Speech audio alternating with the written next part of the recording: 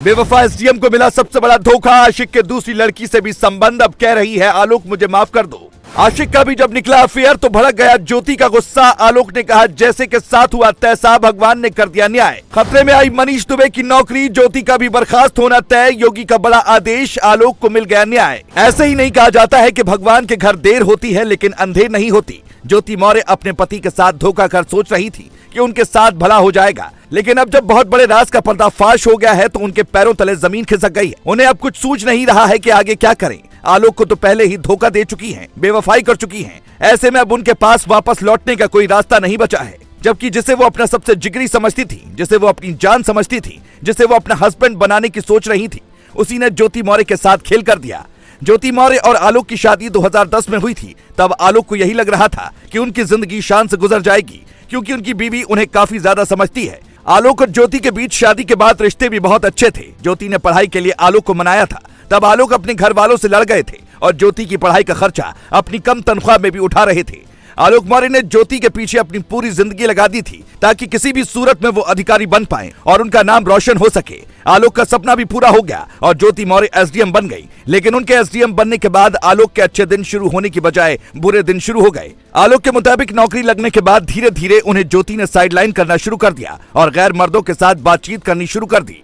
अब क्योंकि ज्योति बड़ी अधिकारी थी और आलोक एक सफाई कर्मचारी थे, इसीलिए वो ज्यादा कुछ अपनी पत्नी को नहीं बोल पा रहे थे। कुछ एक बार उन्होंने हिम्मत करके ज्योति से सवाल जवाब भी किए तो ज्योति ने साफ साफ कह दिया कि वो उनके मामले में ना पड़े, काम को लेकर वो लोगों से बातचीत करेंगी। मतलब ज्योति ने बहुत ही चालाकी के साथ आलोक को बेवकूफ बनाया और उनके पीठ पीछे ही खेल करती रही। लेकिन उनके खेल के बारे में 2020 में आलोक को पता चल गया। आलोक ने आरोप लगाया कि 2020 से ही वो मनीष दुबे नाम के कमांडेंट से बातचीत कर रही थी। दोनों के बीच प्यार मोहब्बत वाली बातें व्हाट्सएप पर हो रही थी।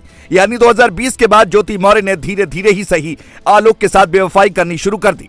लेकिन जब पानी सिर से ऊपर गुजर गया तो आलोक का सब्र भी जवाब दे गया और उन्होंने खुलकर ज्योति मौर्य के खिलाफ आवाज उठाने का फैसला किया। पिछले 10 दिनों से आलोक लगातार न्याय की गुहार लगाते हुए ज्योति के खिलाफ एक्शन की मांग कर रहे थे। हालांकि पुलिस और प्रशासन भले ही आलोक को न्याय तुरंत नहीं दिला पाया, लेकिन ऊपर वाला सब कुछ देखता है। मीडिया रिपोर्ट की माने तो ज्योति मौर्य के आशिक के कुछ दूसरी महिलाओं के साथ संबंध की बात भी सामने आ रही है। यानी अगर ज्योति ने अपने पति आलोक को धोखा दिया तो वहीं उनके साथ भी उनके आशिक ने खेल कर दिया। खबरों की माने तो मनीष दुबे के कुछ और महिलाओं के साथ संबंध है। अगर इन बातों में सच्चाई है तो ये ज्योति के लिए किसी बहुत बड़े झटके से कम नहीं है, क्योंकि जिसके लिए उन्होंने अपने पति को छोड़ने तक का फैसला कर लिया, कोर्ट में अर्जी दाखिल कर दी ताकि तलाक मिल सके, अब उसी आशिक ने उनके साथ धोखा कर दिया। इसीलिए अब सोशल मीडिया पर लोग कह रहे हैं कि ज्योति मौर्य के साथ भगवान ने अच्छा किया और आलोक मौर्य जो अच्छे इंसान हैं उनके साथ भगवान ने न्याय कर दिया।